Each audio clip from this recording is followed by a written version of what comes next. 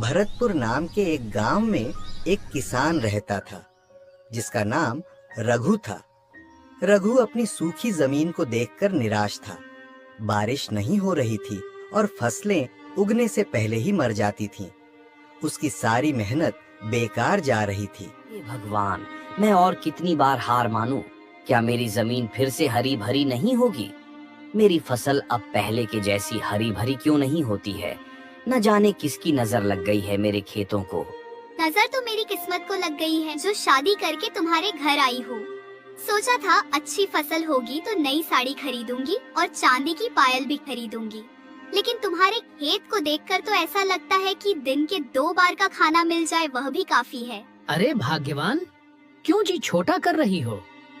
भगवान ने हमें 2 हाथ क्यों दिए हैं? मेहनत करने के लिए ना। देखना, एक ना एक दिन मेरी मेहनत जरूर रंग लाएगी और हमारे खेत भी फिर से हरे भरे हो जाएंगे और फसल के ढेर लग जाएंगे।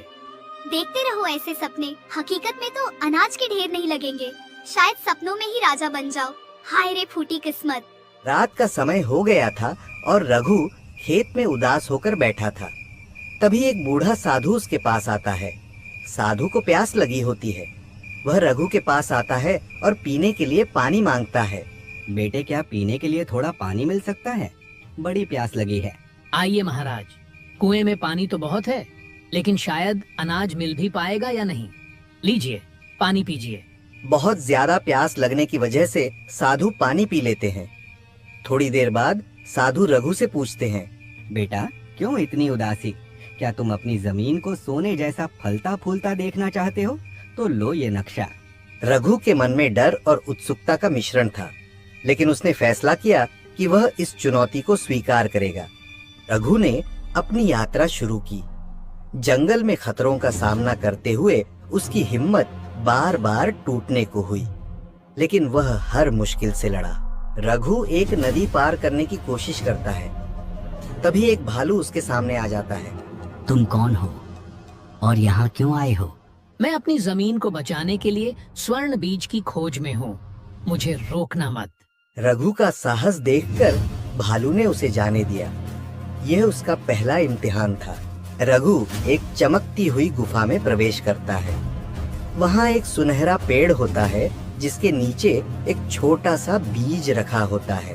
कई दिनों की कठिनाई के बाद रघु ने स्वर्ण बीज पा लिया, लेकिन तभी गुफा के अंदर एक गहरी आवाज गूंजती है।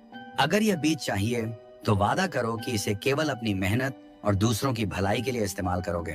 मैं वादा करता हूँ कि यह बीज मेरे खेत और मेरे गांव को खुशहाल बनाने के लिए होगा। थोड़ी देर बाद आवाज गायब हो जाती है। रघु बीज लेकर घर लौट आता है। रघु अपने खेत में बीज लगाता है और उसकी देखभाल करता है। बारिश होती है और खेत फिर से हरे भरे हो जाते हैं। रघु, देखो, हमारी जमीन फिर से जिंदा हो गई है। ये तो किसी चमत्कार से कम नहीं। गौरी, यह मेहनत और विश्वास का फल है। रघु की मेहनत और साहस ने उसका जीवन बदल दिया। उसने न केवल अपने खेत को हरा भरा किया, बल्कि पूरे गांव को बीज देकर सभी को खुशहाल बनाया। रघु की यह कहानी बताती है कि सच्चा चमत्कार हमारी मेहनत और विश्वास में छुपा होता है।